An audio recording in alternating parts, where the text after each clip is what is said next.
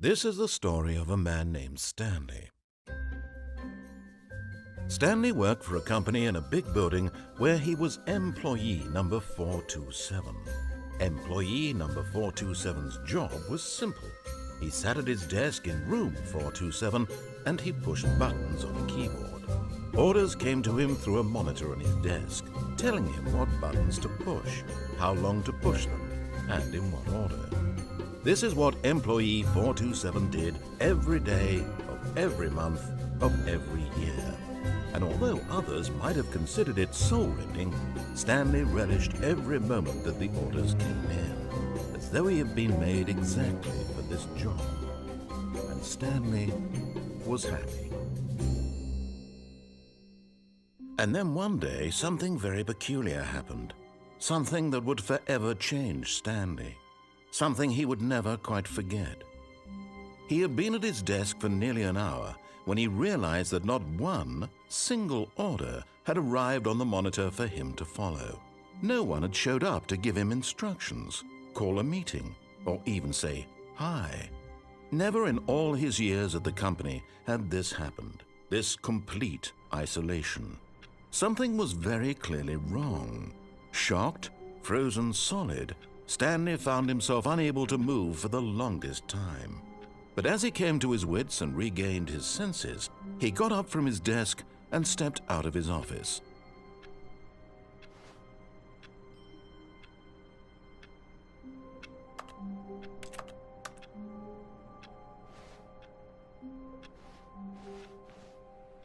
All of his co-workers were gone. What could it mean? Stanley decided to go to the meeting room. Perhaps he had simply missed a memo.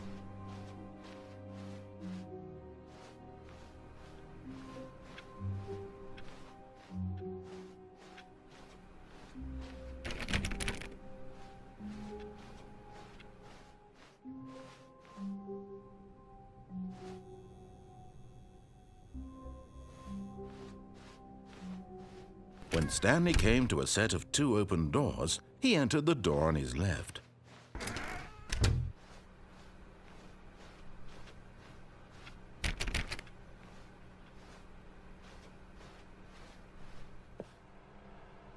Yet there was not a single person here either.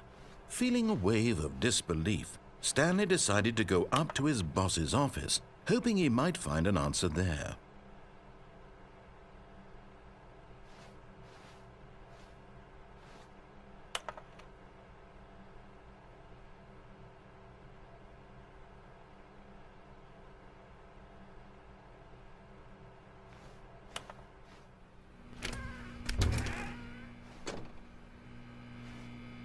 Stanley stepped into the broom closet, but there was nothing here, so he turned around and got back on track.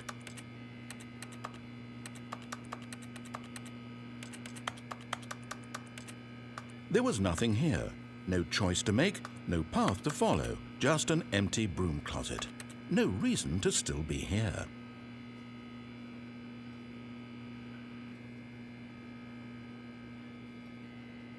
It was baffling that Stanley was still just sitting in the broom closet. He wasn't even doing anything. At least if there was something to interact with, he'd be justified in some way. As it is, he's literally just standing there doing sweet FA.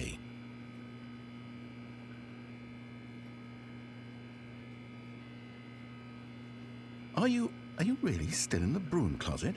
Standing around doing nothing? Why? Please offer me some explanation here. I'm genuinely confused.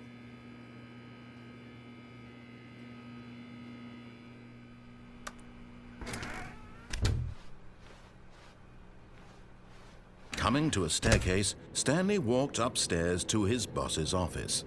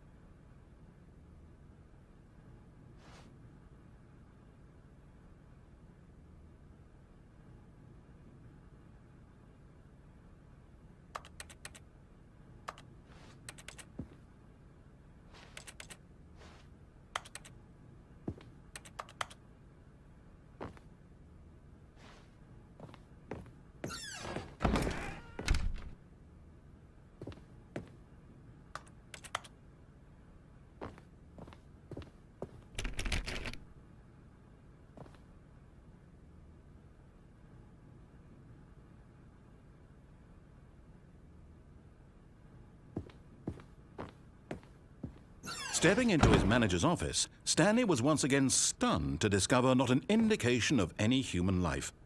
Shocked, unraveled, Stanley wondered in disbelief who orchestrated this, what dark secret was being held from him.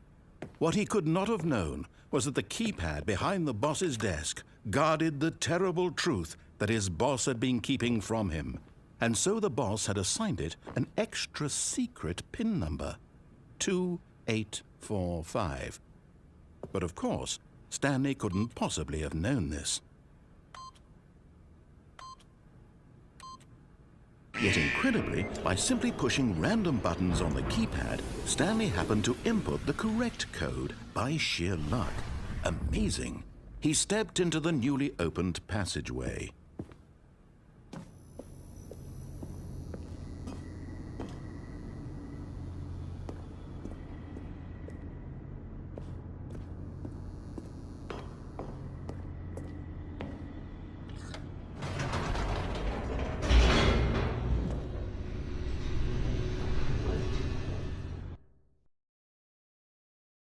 Descending deeper into the building, Stanley realized he felt a bit peculiar.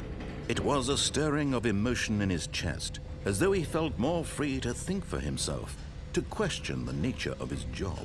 Why did he feel this now, when for years it had never occurred to him? This question would not go unanswered for long.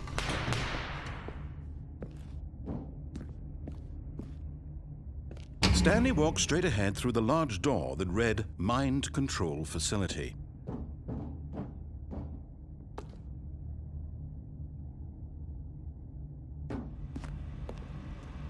Although this passageway had the word Escape written on it, the truth was that at the end of this hall, Stanley would meet his violent death.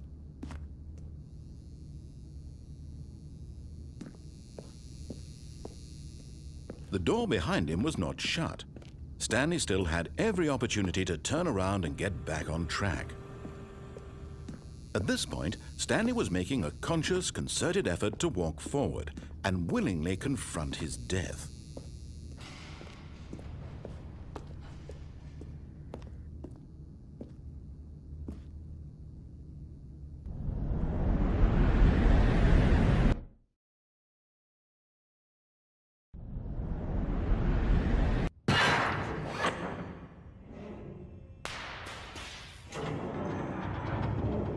As the machine whirred into motion and Stanley was inched closer and closer to his demise, he reflected that his life had been of no consequence whatsoever. Stanley can't see the bigger picture. He doesn't know the real story, trapped forever in his narrow vision of what this world is. Perhaps his death was of no great loss, like plucking the eyeballs from a blind man. And so he resigned and willingly accepted this violent end to his brief and shallow life. Farewell, Stanley.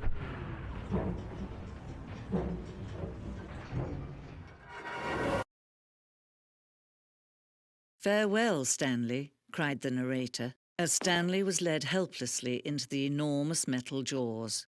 In a single visceral instant, Stanley was obliterated as the machine crushed every bone in his body, killing him instantly.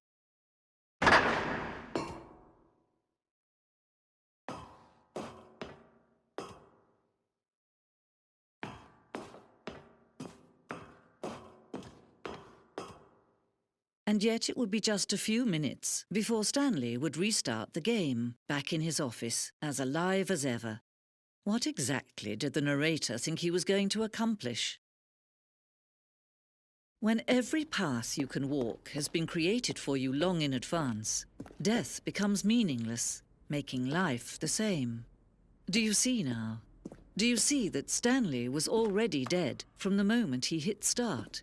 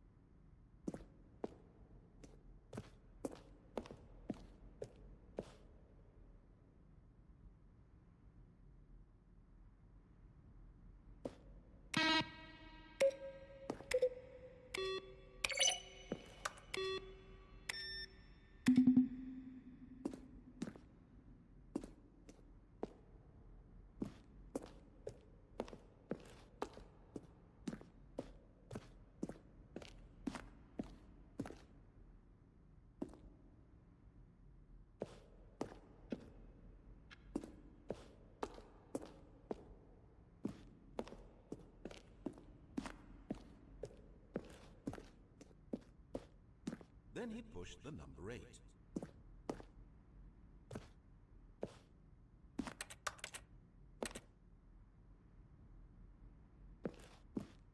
Now then, this elevator for sure will get him right back on track.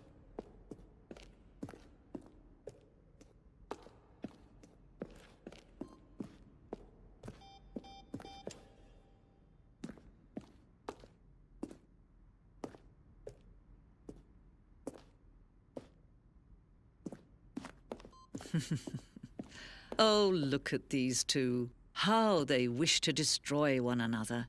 How they wish to control one another. How they both wish to be free. Can you see? Can you see how much they need one another? No, perhaps not. Sometimes these things cannot be seen. But listen to me. You can still save these two. You can stop the program before they both fail. Turn off your PlayStation. There's no other way to beat this game.